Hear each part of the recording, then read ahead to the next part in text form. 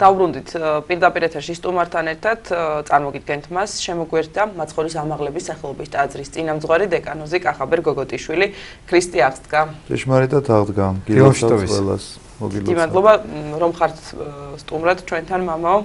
დაგლოცეთ. აი ხარით თქვენთან დაგლოცოთ. მეც მადლობას გადაგიხდით მოწვევისთვის, იმიტომ რომ ფიქრობ რომ ჩვენი ეს შეხვედრები ძალიან ისეთია რაღაც მაყურებლის ყურს აცოცხლებს მოძღვრით როცა იწყებენ ხოლმე დილით რაღაც ამ ეთერს ძალიან ბევრის გამსმენია რომ რაღაცა აქ იმაზე არ არის ჩემს პიროვნულ გამოსვლაში სხვადასხვა მოძღვრები რომლებიც ეცვლებიან ერთმანეთს რაღაცა დილიდან თითქოს დალოცვილები ვართო უდლის მიერ და ეს სრულიად გეთანხმებით მამაო ჩვენთანაც არაერთხელ გიორგი დამეთანხმება აღუნიშნავთ რომ სწორედ აი მოძღვრის საუბარი ყველაზე მეტად მოსწონთ მათ ჩვენი ეთერით რადგან ამის საშუალება მადლობა ღმერთს და მადლობა თქვენს ტელევიზიას ტელემაყურებელს პირიქში იმიტომ რომ ალბათ აღსანიშნავია მამა კახაბერი ფაქტობრივად 7 წლის წინ გავედით ჩვენ პირველად ეთერში და აი იმ დღიდან შეიძლება ითქვას რომ მეგობრობს განთიათთან და ისე განსაკუთრებული მადლობა უნდა გადაგიხადოთ და ამას მაყურებლები აღნიშნავენ ხოლმე მამაო და კარგია რომ ამის საშუალება მოგვეცა დღეს გადმოგეცით ეს პირდაპირ ეთერში ისე გვითქოს პირად საუბრებში მადლობთ დიდი მადლობა მამაო აი გუშინ წინ კვირაცხოვლობა აღნიშნეთ აღდგომის განახლებასაც უწოდებენ და თომას კვირიაკეში ვიმყოფებით ახლა თომას სარწმუნოებაზე უნდა ვისაუბროთ მაგრამ მანამდე დღეს საფლავების კურთხევის დღე არის ასე არის ცნობილი ხალხში და აი ამის შესახებ ვინაიდან თქვენ ბრძანდებით სწორედ იმ ტაძრის წინამძღვარი რომელიც სასაფლაოსთან მდებარეობს ალბათ თქვენგან უფრო საინტერესო იქნება პასუხის მოსმენა დიახ ნამდვილად ძალიან ბევრი კითხვა ისმის ხოლმე ამასთან დაკავშირებით თუ როდის უნდა გავიდნენ ადამიანები საფლავზე საფლავზე რა თქმა უნდა ნებისმიერ დროს შეუძლია ადამიანს გასვლა არავინ არ აბრკოლებს ამაში აი განსაკუთრებით ახალ გარდაცვლილ ადამიანებთან მოჩდება ხოლმე შეკითხვა რომ აი 9 დღემდე არ შეიძლება თუ 40 დღემდე არ ნებისმიერ დღეს შეიძლება და ნებისმიერ დროს შეიძლება საფლავთან გასვლა არავითარი დაბრკოლება არ არის მაგრამ ჩვენ გვაქვს რაღაცა ლიტურგიკული მსახურება რომელი მსახურებაც როდის რა შეიძლება ეს უნდა ვაცნობოთ ადამიანებს იმიტომ რომ ძალიან ხშირად აღდგომის დღეს გადიან საფლავზე ზოგი აღდგომის შემდგომ ორშაბათს გადის საფლავზე დანაშაულია მამაო აღდგომის დღეს გასვლა არ არის დანაშაული რა თქმა უნდა არ არის მაგრამ მიზანს გააჩნია რატომ გადიხარ თუ შენ გინდა რომ ეხლა იგლოვო და რაღაცა იტირო ნამდვილად არ არის ეს სწორი დამოკიდებულება იმიტომ რომ აღდგომა სიხარულის დღეა ჩვენი გამოხსნის დღეა სიცოცხლის დღეა შეიძლება ესე ითქვას და არა გლოვის დღე. აქედან გამომდინარე ადამიანი თუ კი მიდის ვიღაცა თავისი საყვარელი ადამიანი გარდაცვლილი აღდგომის მისალოცად იქ და საფლავზე ხა ტრადიციულად იციან კვერცხის მიტანა, იმიტომ რომ სიცოცხლის სიმბოლოა ხომ ეს შეღებილი კვერცხიც. ქრისტეს სისხლით მოგვენიჭა ჩვენ ამ შემთხვევაში სიცოცხლე და ეს კვერცხი როგორც სიცოცხლის სიმბოლო ქრისტეს სისხლით თითქოს გაწითლებული ეს ჩანასახი სიმბოლო რაღაც მიიტანება საფლავს. ეს აბსოლუტურად გასაგებია, მაგრამ ეს გახლავთ ერთი კვირა, აი სრულიად მთელი წლის ციკლიდან ამოვარდნილი პერიოდი, იმიტომ რომ ვისაც ღვთისმსახურებასთან ცოტა რაიმე ახლო შეხება ქონია, მას მაინც დაახლოებით ესმის, ესე იგი მთელი წლის განმავლობაში სხვადასხვა ტექსტები, ყოველ კვირას აღდგომო, რაღაც საგალობლები იკითხება, იმიტომ რომ ყოველი კვირა აღდგომის სწორია. იქ თქვათ იგალობება აღდგომა ქრისტეს რაღაცა დღესასწაულია იმ დღესასწაულის საგალობლები და განმარტებებია თითქოს აი მოყოლილი ამბები ამ დღესასწაულთან დაკავშირებით იმ ტროპრებში, კონდაკებში და ასე შემდეგ რომელი ამა თუ იმ წმინდანის ხსენება ამ წმინდანის შესახებ არის მაგრამ ეს კვირა არის განსაკუთრებული კვირა ანუ აღდგომიდან ერთი კვირის განმავლობაში როცა არაფერი ეს ლოცვები არ იკითხება მხოლოდ და მხოლოდ აღდგომის საგალობლები რომლებიც იმ ღამის თევაზე იქნა წაკითხული. ანუ ამ კვირაში ვთქვათ, ვინმეს გარდაცვალება თუ მოხდა ყველას ჯვარი ეწეროს. მხოლოდ ეს აღდგომო საგალობლები ეკითხება, იცით რა საოცარია. ვთქვათ, პარაკლისი გინდა აღდგომო საგალობლები ეკითხება, პანაშვიდი გინდა აღდგომო საგალობლები. ამის გარდა არაფერი არ ეკითხება. შესაბამისად, საფლავზეც რომ გაიყვანო, შეიძლება გაიყვანო, თუ მართლა ემთხვეოდეს რაღაც ან 40 იყოს ან გარდაცვალების, შეიძლება მხოლოდ ეს იკითხება, მეტი არაფერი. ამიტომ როგორც კი მთავრდება ეს კვირა ჩვენთან კალენდრულად დაწესდა რომ შემდგომი სამშაბათი იყოს თომას სამშაბათს, ესე უწევთ რომ თომას კვირაში ვიმყოფებით დაწესდა რომ იკურთხოს საფლავი, იმიტომ რომ ჩვეულებრივ რიტმში ჩადგა ლიტურგიკული წელიწადი დაიწყო შეიძლება ესე ითქვას თავისი ჩვეული ფორმით, სადაც ჩვეული პანაშვიდი, რომელიც ჩვენ ყურში გამჯდარი გვაქვს სულთათანა ყველამ რომლის, ხო, ეს ყველაფერი თავის საფლავის კურთხევის ლოცვით, აბსოლუტურად ყველაფერი თავიდან ბოლომდე შეიძლება იქნას წაკითხული. აქედან გამომდინარე, ის ერთი კვირის განმავლობაში თუ ჩვენ მივდიოდით მხოლოდ იმიტომ რომ აღდგომა მიგველოცა ჩვენგან გასული გარდაცვლილი ადამიანებისთვის, ეხლა უკვე იმისი უფლებაც გვაქვს რომ მივიდეთ, მოძღვარი წავიყვანოთ, საფლავი ვაკურთხოთ და აღვასრულოთ ის ღვთისმსახურება და ის მოვლა-პატრონობა ქვია მას შეიძლება ესეც დავარქვათ, რომელსაც ჩვენ და ვაკეთებდეთ ჩვენი მიცვალებულებისთვის. მამაკაცებერ, დღე გახლავთ ეს დღე უკაცრავთ. პირიქით, ვიდრე დავიწყებდეთ თომას ურწმუნოებაზე, ასე ხშირად ამბობენ, თუმცა ჩვენ დღეს დავანონსეთ თომას სწორედ სარწმუნოებაზე უნდა ვისაუბროთ. მანამდე მინდა კითხოთ, აი, რამდენად ასრულებენ ამ რიტუალს ადამიანები, თქვა თქვენ ელენმაც აღნიშნა, მსახურობთ ისეთ ტაძარში, რომელიც სასაფლაოსთან ახლოს მდებარეობს და ალბათ უფრო ხშირად ხედავთ ამ ყველაფერს. თქვენ გულისხმობთ საფლავების კურთხევას რამდენად არსებობს ეს ტრადიცია, მადლობა ღმერთს, ბოლო დროს აღდგა ბევრი ისეთი ტრადიცია, რომელიც მივიწყებული იყო აქამდე და აი აქაც თუ შეინიშნება, თქვა პროგრესი, რომ ადამიანები მიმართავდნენ ნამდვილად ასრულებენ, იმიტომ რომ ჩვენს ტაძარში 5 მოძღვარი მსახურობთ და აი ეს დღეები არის ხოლმე ისეთი დატვირთული, რომ ფაქტიურად მოცლა არ არის, იმიტომ რომ სულ აი ერთი საფლავიდან მეორე საფლავზე გადავიდნენ. იქვე გეძახიან, როცა დაბრუნდები აქ ხალხი გელოდება და აი ესეთი დატვირთვით ნამდვილად ესე. თან ამ პატარა ტერიტორიაზე 3 ტაძარია და მოძღვრები არიან იმ ტაძრებში ხო რა თქმა უნდა. ისინიც ესე ანუ ძალიან ბევრი ჯერ დიდი სასაფლაოა თვითონ საბურთალოს სასაფლაო. ძალიან ბევრი ახალგაზრდა არის. ძალიან ბევრი ახალგაზრდა არის გარდაცვლილი და მოკლედ რა ვიცი, აი ჭირისუფალი ნამდვილად აქტიურობს ამ საქმეში, რომ საფლავების კურთხევას ითხოვენ ნამდვილად. და ჯურისწერებიც განახლდა, ხო? დიდი ხვის შემდეგ, სწორედ ამ პერიოდიდან. თომას კვირიდან, ანუ კვირა დღიდან უკვე შესაძლებელია ჯურისწერა. ისე რომ იმრავლე ერო შეგვიძლია ვთქვათ. დიახ, ნამდვილად ყველას გელოდებიან. ვისაც აქვს დაგეგმილი, ყველას ბედნიერებას უსურვებ ჯურისწერების განახლდა. ჩვეულებრივი ლიტურგიკული წელიწადია. ის ერთი კვირა გახლავთ მოკლედ ესეთი განსაკუთრებული დღე, იმიტომ რომ ყოველი დღე აღდგომის სწორი დღე გახლავთ. განახლებაც ამიტომ ქვია ჩვენ გადავერთოთ ეხლა თბარემ თომას კვირაზე და დავიწყებ პირდაპირ საუბარს, რომ თომას კვირას უწოდებენ განახლების კვირასაც, თომას გვერდის განხილვასაც, უწოდებენ ანტიპასხა რუსულად ესე ამბობენ, ბერძნულადაც ანტი არ ნიშნავს საწინააღმდეგოს, იგივე განახლებას ნიშნავს. რა არის ეს განახლება? რომ აღდგომის დღესასწაული, რომელიც ჩვენ ჩავატარეთ და რაღაცა ორშაბათი, სამშაბათი, ოთხშაბათი, სულ აღდგომა. ყოველი დღე აღდგომა, მსახურება აღდგომის არის, განწყობა სააღდგომოა, მაგრამ ხო არის რომ ადამიანი რაღაცა შეიძლება ეს სიხარულიც მინელდეს მისთვის. აი თომას კვირა არის ნამდვილი განახლება, რომ თავიდან ისევ კვერცხებსაც ღებავენ ამ დღისთვის. ზუსტად ეგრე მოვიქეცი. დიახ.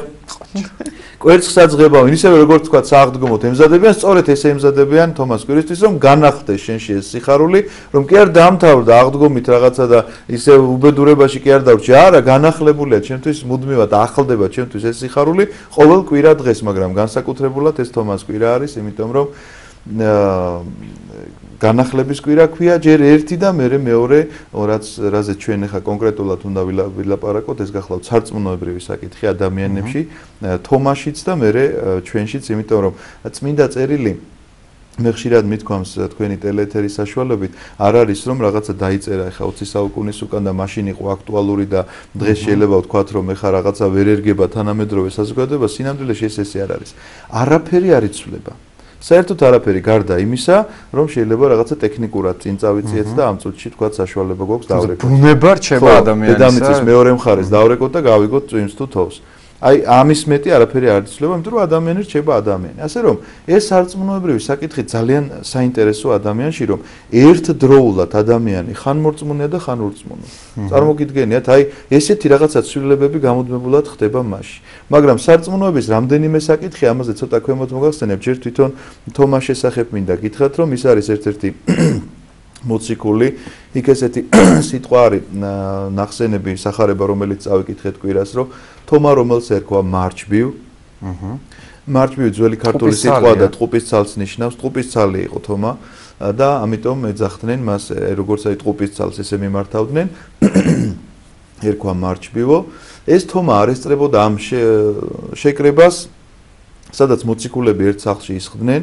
შიშისათვის 20000-ა გამახვილებული ამაზეც ყურადღება, იმიტომ რომ მოციქულებსაც დევნიდნენ, იმიტომ რომ ეშინოდათ ქრისტეს მოწაფეები იყვნენ და ნუ ქრისტეს მოგეხსენებათ რაც გაუკეთეს, შესაბამისად მოციქულებსაც გაუკეთებდნენ, თუ ისინი გააგრძელებდნენ ქრისტეს გზას, თუ ისინი კვლავ იქადაგებდნენ ქრისტეს.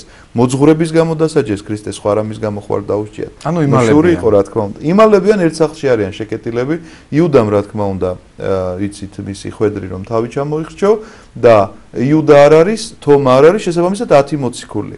და მათ ეცხადება მაცხოვარი და აქ ერთ რამეზე კი სარწმუნოებაზე ვლაპარაკობთ, მაგრამ ესეც აუცილებლად უნდა გავიხსენოთ ამ სახარებიდან, რომ ნახეთ რა შებერა მათ მისცა სულიწმინდის ნიჭი, რომ ვისაც მიუტევებთ, მიეტევება და ვისაც არ მიუტევებთ, არ მიეტევებათ და ძალიან ხშირად ვეუბნები ჩვენს მრევლს როდესაც მათ მიმართავ სიტყვით რომ ყოველთვის გახსოვდეთ ეს სიტყვა. მღვდლის საქციელი რაღაცაზე შეიძლება არ მოგეწონოს, შეიძლება მოგეწონოს, მაგრამ არასოდეს არ დაიწყო მისი განსჯა. იმიტომ რომ მას აქვს მიტევების უფლება.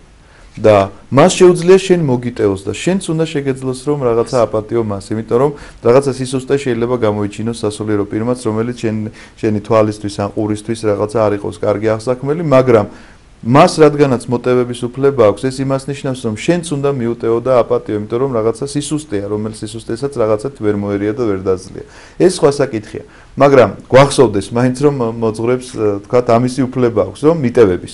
ეს ძალიან დიდი ნიჭია. საღვთო ნიჭია. ხო, როგორც საღვთო ნიჭია. დიახ, გახსნისა და შეკვრის. საღვთო ნიჭია, რომელიც მხოლოდ ღმერთის პრეროგატივაა, მიტევების შეკვრისა და გახსნის, რომელიც მოძღვარს გადმოეცა. ქრისტემ გადასცა მოციქულებს, მოციქულებმა თავიანთ მღვდელმთავრებს და მღვდელმთავართა ხელდასხმით, რა თქმა უნდა, სამღვდელოებას აქვს ეს მოცემული ამის შემდგომ. მაგრამ დაუბრუნდეთ თომა მოციქულს. არ იმყოფება თომა და ძალიან გული დასწყდება თომას და ამბობს, რომ მე თვითონ სანამ არ ვიხილავ ამ ამბავს, სანამ მის ჭრილობაში არ ჩავყოფთით, იქამდე არ დავიჭერებ. და კვლავ ერთი კვირის შემდეგ ეცხადება მაცხოვარი, დახშულ კარში შედის.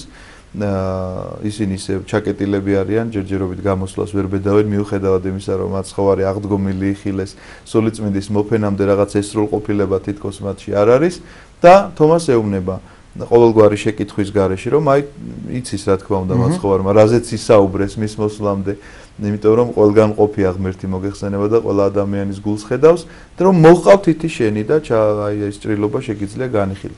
არსად აღარ წერია, არსად ამის შესახებ ჩვენ ცნობა არა გვაქვს, რომ თომა მართლაც მივიდა და ესე იგი ხელით შეამოწმა მისი ჭრილობა, მაგრამ ის კი სახარებაში ესე არის, რომ აღმოხდება თომას, რომ უფალი ჩემი და ღმერთი ჩემი აღიარება აღმოხდება და მაცხოვარი ეუბნება, რომ ნეტარ ხარო თომაო, რომ შენო იხილე და გწამსო და ნეტარია ის ადამიანი, ვისაც არ უხილავ და რწმენი. ანუ ადამიანებს, რომლებსაც არ უხილავთ მაცხოვარი, ესე ვთქვათ ფიზიკური თვალით, მაგრამ ესე სწამთ.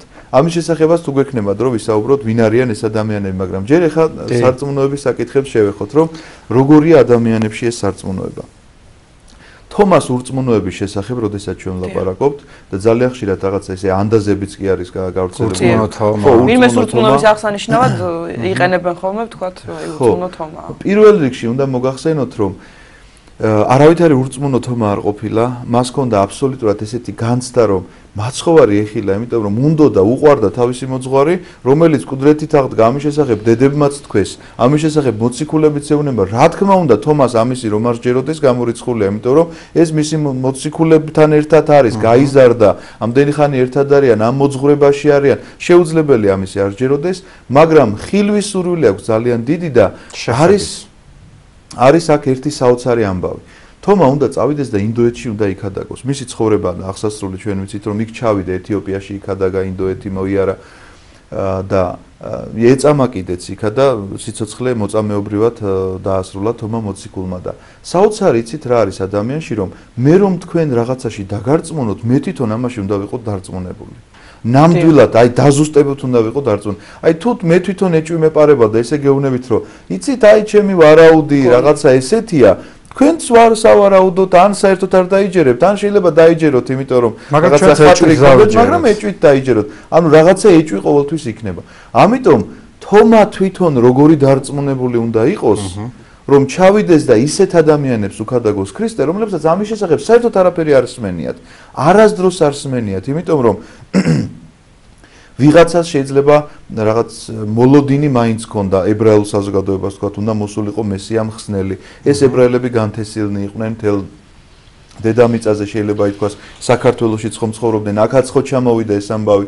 მესიას მხსნელს ელოდებიან, ანუ ქრისტეს შესახებ რაღაცა ინფორმაცია მაინც იციან და ეხლა წარმოიდგინეთ, აბსოლუტურად ველურ ტომებში უნდა ჩავიდეს, იქ უნდა იქადაგოს, სადაც არ არის ეს ინფორმაციები, ესე ხელმისაწვდომი და მათ უნდა უთხრას, რომ იცით, დაიბადა კაცი. სრულიად ახალი სარწმუნოება უნდა უქადაგოს. ხო, სრულიად აი თავიდან უნდა დაიწყოს ყველაფერი და უნდა უთხრას, რომ კაცი დაიბადა, რომელიც ამავდროულად ღმერთია, ღმერთკაცია, რომელიც ჯვარზე გააკრეს, მესამე დღეს აღდგა. და მთავარი აღდგა. ხო, მესამე დღეს ხო, გაცოცხლდა ეს კაცი, საფლავში დადებული კაცი გაცოცხლდა და აი მოკლედ ახალ მოძღვრებას, ახალ აღთქმას უნდა ასწავლიდეს თომა ეხლა და წარმოიდგინეთ თვითონ ამაში როგორ უნდა იყოს დარწმუნება. ამიტომ ეს მისი მოთხოვნა აბსოლუტურად სამართლიანი მოთხოვნაა შეიძლება. უფალი თუშვებს ამას, ხო? ამიტომაც რომ დარწმუნდეს ის. უფალი ძალიან უფრთხილდება თითოეულ მოციქულს. იქნებ სხვა მოციქულებიც ფიქრობდნენ ასე, მამა, უბრალოდ თომამ გამოთქვა ეს.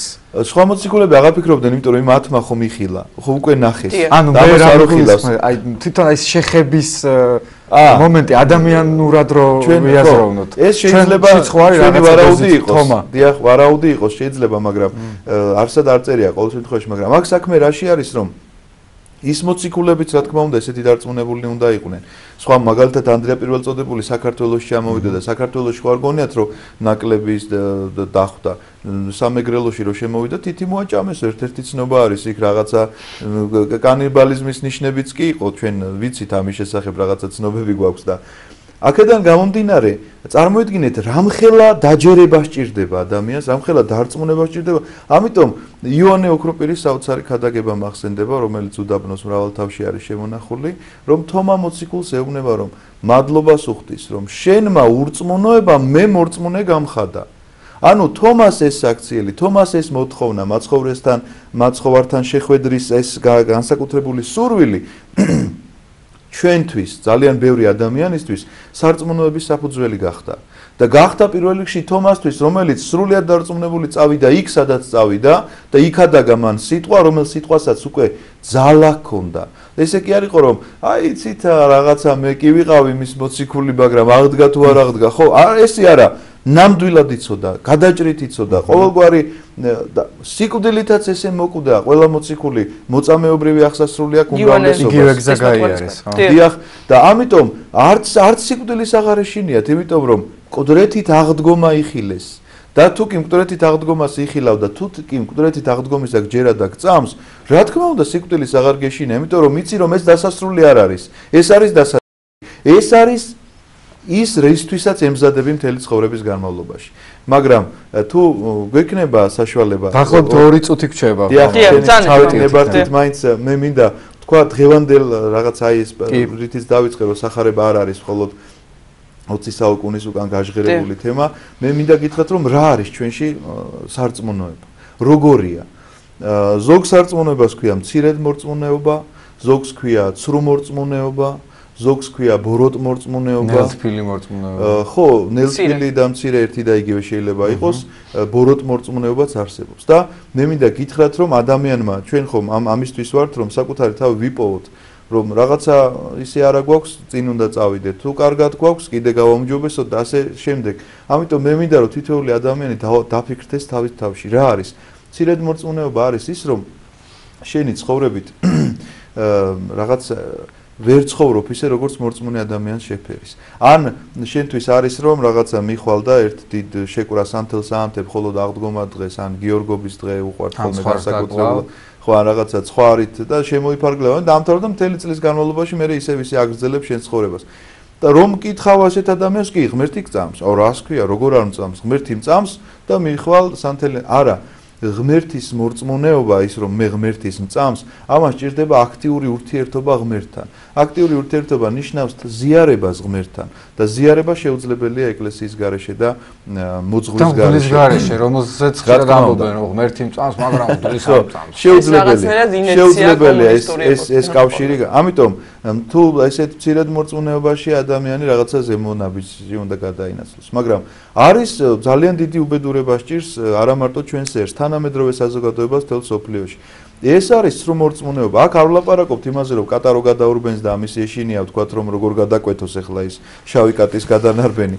ესეც დიდი უბედურებაა, მაგრამ ძალიან ხშირი სრულ მორწმუნეობის, ესე იგი, გამოხატულება და მასობრივად ესე გავრცელებული გახლავთ დაჯერება ამა თუ იმ ამბებისა, რაღაც ჯადოქრობისა და ვარსკვლავად მრიცხველობისა. ზოდიაქოს გულისხმობთ ხო, მამა? გულისხმობ ზოდიაქოს, იმიტომ რომ ადამიანები ძალიან ხშირად თელ ცხოვრებას და დღეს გეგმავენ ვარსკვლავების მიხედვით და ნუ ამას სატელევიზიო გადაცემები ხო ეძღვნება და ნებისმიერი ჟურნალი ან გაზეთი გადაშალეთ მთელი კვირის, ესე იგი, ჰოროსკოპით ანუძღვის რომ მორწმუნე ადამიანებიც სარგებლობენ და მორწმუნე ადამიანები სწორედ ამაში არის მათი პრობლემა, რომ სრულ მორწმუნეები ხდებიან, იმიტომ რომ გადაშლიან და ვარსკვლავების აკვირდებიან, რომ როგორ წარიმართება ჩემი ცხოვრება, როგორ თუ ვარსკვლავ შეუძლია ჩემი ცხოვრება წარმართოს, მაშინ მე ცოდვის გამო ღმერთმა არ უნდა დამსაჯოს, იმიტომ რომ ვარსკვლავს გადაუწყვეტია, მე შევცოდავდი თუ არ შევცოდავდი და ასე ან განუსაზღვრავს ჩვენი ხასიათი.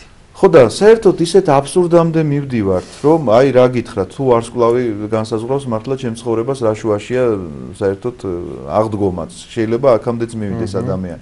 არის კიდევ სხვა უბედურებები, რომლებსაც ჯადოქრობას უკავშირდება ადამიანს რაღაცა გაუჭირდება და წავა მკითხავთან მაგალითად და არ მივა იგივე თავის მოძღვართან. ყავს მოძღვარი, წარმოგიდგენთ ეკლესიაში დადის, მაგრამ რაღაცა განსაცდელის გამო წავა ვიღაც მკითხავს, ხო რა იქნება, აბა ხვალ როგორი დღე იქნება, ეს აინტერესებს. ესეც ძალიან მძიმე მდგომარეობა. კაცო, ვიღაც შეუყვარდა და ჯადო გაუკეთა, ეს თქვა დიდი უბედურება იმის გამო, რომ მისი გახდეს. რადგან დრო ცოტა გვაქვს, ამაზე ვცლად შეიძლება ლაპარაკი მოკლედ გეტყვით, რა არის ბოროტ მორწმუნეობა, რომ ადამიანი რაღაცას ბოროტად იყენებს, თარწმუნოებრივ საკითხებს იყენებს ბოროტად. მაგალითად, ან ეკლესიას იყენებს, ან მაგალითად, ერთია რომ თვითონ სწოდავს ადამიანი, მაგრამ მეორეა ცოდვის პროპაგანდა. როდესაც ის ამბობს, რომ მე რა მოხდა, ხა ესე ვარ და ეს მე 21 საუკუნეა და არაუშავს და ხო რაღაცას გამართლებს, ხო, აი ლიბერალიზმი, რომ აი ღმერთი მოწყალია და მაინც გაპატიებს და ასე შემდეგ და ასე შემდეგ და მორწმუნეობის კიდევ ერთი სახეობა არის, რომელსაც ათეიზმი ქვია, რომ ადამიანს სწამს რომ ღმერთი არ არსებობს, თუმცა კი მაინც სწამს. მამო, ამ თემებზე მე მგონი ჯობია რომ სხვა გადაცემაში უფრო ვრცლად ვისაუბროთ, ძალიან საინტერესო საკითხები წამოჭერით. არ გადავაჭარბეთ, მაგრამ ისეთი საინტერესო საკითხებია, რომ უფრო ვრცელ დროს მოითხოვს, ასე ვფიქრობ და მაყურებლისთვისაც საინტერესო იქნება. ძალიან დიდი მადლობა დაგუოცეთ. თომა მოციქული შეგვეწევს სარწმუნოებაში. ყველას ვეთქვი მხოლოდ ერთ რჩევას, რომ როდესაც სარწმუნოებრივ საკითხებში შეფერხება გაქვთ, შეევედრეთ თომა მოციქულს და იგრძნობთ შეწევნას და ეს არასდროს მიფიქრია. ძალიან დიდი მადლობა. ქრისტე აღდგა მამა. ჭეშმარიტად აღდგა. საგემშვიდობებით. საუბრობთ სტუდიაში საუბრობდა მაცხოვრის ამაღლების სახელობის ტაძრის წინამძღვარი დეკანოზი კახაბერ გოგოტიშვილი.